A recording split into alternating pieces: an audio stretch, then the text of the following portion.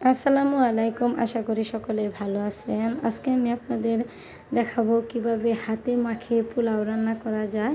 তার জন্য আমি চাল ধুয়ে পাতিলে রেখে দিয়েছি এবং এই পাতিলের মধ্যে মাখিয়ে আমি পোলাওটা রান্না করব। তার জন্য তেজপাতা, এলাচ, দারুচিনি এবং পেঁয়াজ কুচি নিয়ে নিয়েছি। পেঁয়াজ কুচি আমি বেরেস্তা করেও দিতে পারতাম, কিন্তু আমি তা দেব না। আমি কাঁচা অবস্থায় দিয়েছি। সাথে দিয়ে দেব আমি আদা বাটা, আরও দিয়ে দেব আমি জিরে বাটা। কিন্তু আদা দিয়ে রান্না করা যায়, আদা দিয়ে যে পোলাওটা রান্না করা যায় সেটা হবে সাদা পোলা। আর একটু জিরে বাটা দিয়ে দিলে বা জিরে গুঁড়ো দিয়ে দিলে সেটা হয়ে যাবে একটু বাদামি কালারের, যেটা আমরা সাধারণত বাসায় রান্না করি। এখন আমি এই সবগুলো উপাদান সাথে দিয়ে দিচ্ছি আরও লবণ, সাথে দিয়ে দেব পরিমাণ মতো তেল। এই সবগুলো উপাদান দিয়ে সহজেই পোলাও রান্না করা যাবে বাড়িতে। মেয়েরা কাজের ফাঁকে ফাঁকে সুযোগ খুঁজে কীভাবে সহজ পদ্ধতিতে রান্না করে পরিবারকে খাওয়ানো যায়, তাই আমিও এইভাবেই পোলাওটা রান্না করি।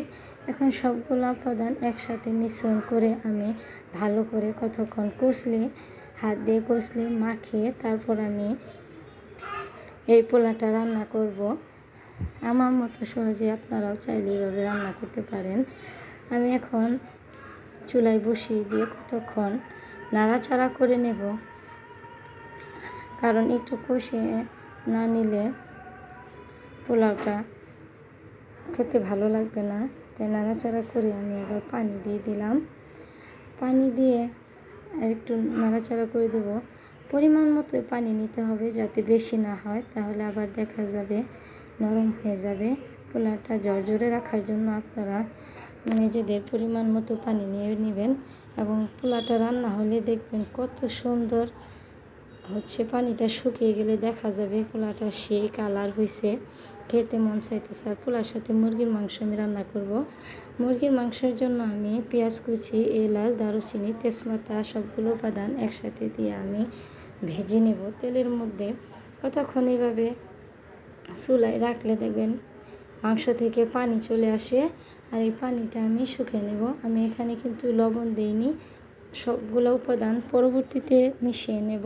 আগে কতক্ষণ সুন্দরভাবে ভেজে নেব। এইভাবে মুরগির মাংস রান্না করলে মুরগি হাত চেটে পুটে খাওয়ার মতন হয়, মনে চায় যে আরেক প্লেট খাই। এইভাবেই আমি রান্না করে আমার পরিবারকে দিই। মাঝে মধ্যে ভিন্নভাবে রান্না করলে সকলেই খুব পছন্দ করে। মুরগির মাংস ভাজা হয়ে গেছে হালকা। এখন দিয়ে দিচ্ছি রসুন, আরও দিয়ে দিলাম আদা, জিরে গুঁড়ো। এই সবগুলো উপাদান একসাথে নিয়ে আবারও আমি আরেকটু ভেজে নিব। আরেকটু ভেজে নিলে দেখবেন যে আবারও আরেকটু পানি চলে আসে। এখন আমি দিয়ে দেব লবণ, কারণ পানি ওঠার পর লবণটা দিব যাতে মাংসের সাথে লবণটা মিশে। লবণটা দিয়ে কতক্ষণ রেখে দেব। মাংসের ভিতরে আগেই যদি লবণ দিয়ে দিই তাহলে মাংসটা দেখবেন যে নরম হয়ে যায়। আমি মাংসটা শক্ত রাখার জন্যই এভাবে রান্না করি। এখন দিয়ে দিচ্ছি মরিচ গুঁড়ো। আমার মরিচের সাথে কিন্তু সবগুলো উপাদান একসাথে মেশানো আছে। হলুদ, জিরে গুঁড়ো, আরও আছে ধনিয়া গুঁড়ো। এই সবগুলো গুঁড়ো একসাথে মেশানো। এখন আমি এগুলো নাড়াচাড়া করে আবার একটু কষিয়ে নেব। আপনারা চাইলে বাড়িতে আমার মতো এভাবে রান্না করতে পারেন। মুরগির মাংস অনেকে অনেকভাবে রান্না করে। এখন দেখেন খুব সুন্দর কষানো হয়ে গেছে, মনে হয়েছে রান্না হয়ে গেছে। না বন্ধুরা, এখনও রান্না হয়নি। এখন আমি কষিয়ে নিচ্ছি। দেখতে খুবই কালারফুল লাগছে।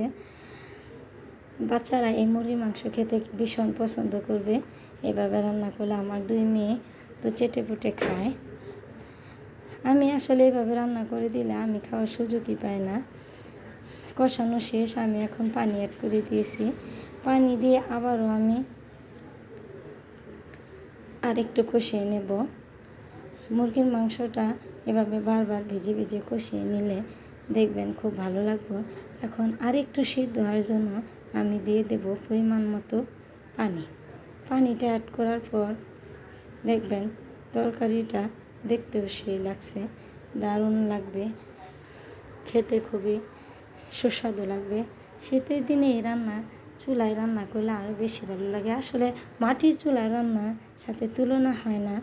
প্রত্যেক গ্রামে গ্যাসের চুলা থাকলেও দেখবেন আমরা ওই মাটিতেই রান্না করতে বেশি ভালোবাসি। আমি এখন এভাবে মুরগির মাংস রান্না করে প্রত্যেককেই খাওয়াই। আসলে মেয়েদের জীবনে নানা রকম পরিস্থিতি থাকে, সেই পরিস্থিতির মধ্যেও পরিবারকে আনন্দ রাখতে হয়, পরিবারের সাথে নিজেকে মানিয়ে নিতে হয়। এই দেখেন মুরগির মাংসটা রান্না শেষ, সবার